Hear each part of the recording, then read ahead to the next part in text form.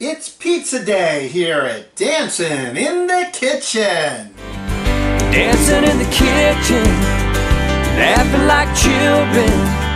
The night is young and they're playing our song. Dancing in the kitchen, swaying and a kissing. That's what's been missing. A little dancing in the kitchen. First, we're going to make our pizza dough. We're using 1.5 cups of warm water, and you want your water to be somewhere between 100 and 110 degrees. So we'll pour in our warm water into the pot. And then we're going to use a teaspoon of sugar. And then we're going to use 2 teaspoons of dry yeast. So we're going to let this rest for a couple of minutes so that the yeast can activate. Alright, so next we're going to take, we have 4 cups of flour. And I'm just using regular, good old-fashioned, all-purpose flour. And we're going to add that to our yeast water mix.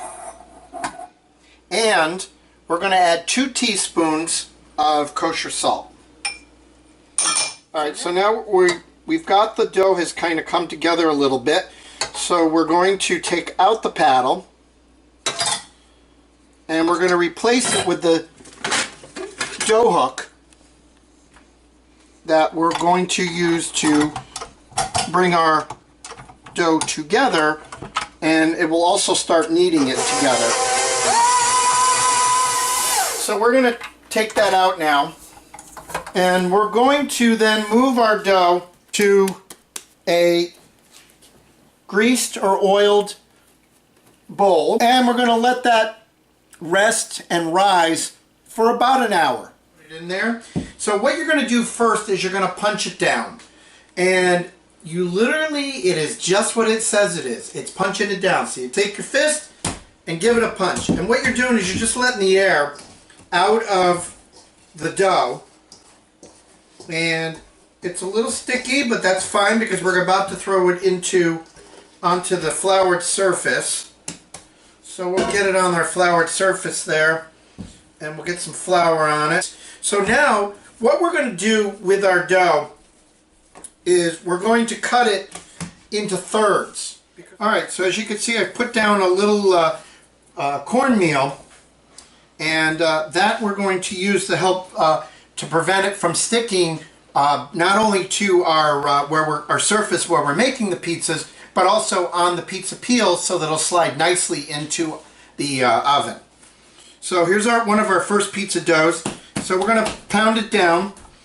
Now, I am not one of those people who can spin dough. Sorry, I didn't grow up in a pizza place, and so me spinning dough is not very good.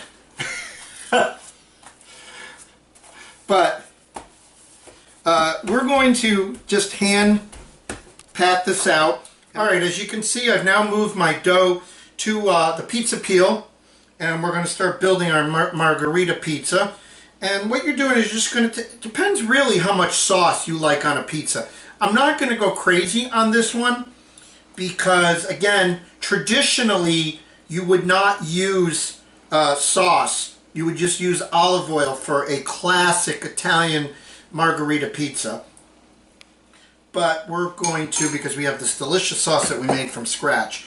And then we're going to, at that point, then we're going to just place we've got our beautiful mozzarella cheese and our basil and our tomato, and we're going to just spread that around real nice. And we've got our basil we're going to place on here. Beautiful, gorgeous basil from the garden.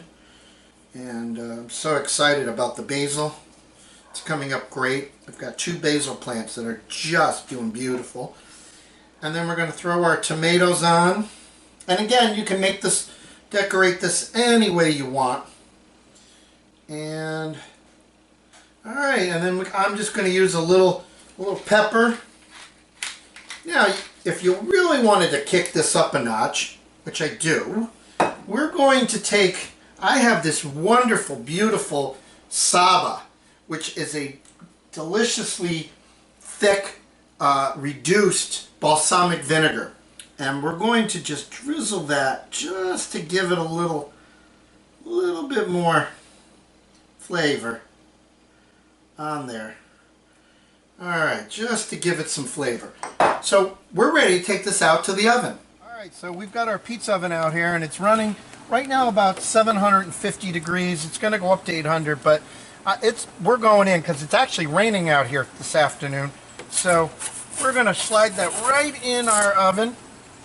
And we're going to let that go for, it's only going to take in this temperature oven, we're only going to take us about 5 minutes to make this pizza. So if you were at home and you're doing this in your oven on a pizza stone, plan on at least about 15 minutes in a 400 degree oven.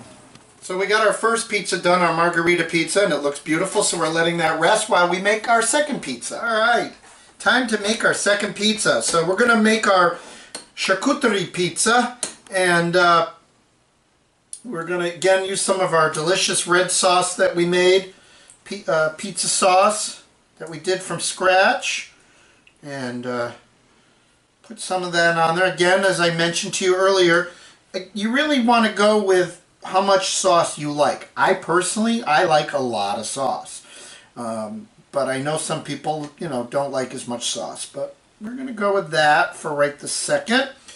Alright, and now we're going to sprinkle, I think we'll sprinkle a little cheese, each one of our cheeses, on the bottom, and then we'll add more to the top. And so these are our 3 cheeses that we're doing. And as I mentioned, we're doing Parmesan, we're doing sharp provolone, and a Romano cheese. Alright, so we've got our prosciutto, and we're putting that on. This is making me so happy. A little dancing in the kitchen going on. We're just we're so happy to make some pizza today. So we've got our prosciutto going down first. And I plan on putting all this meat on, because this is just beautiful and we're not going to waste it. And we don't want my son eating all the pieces.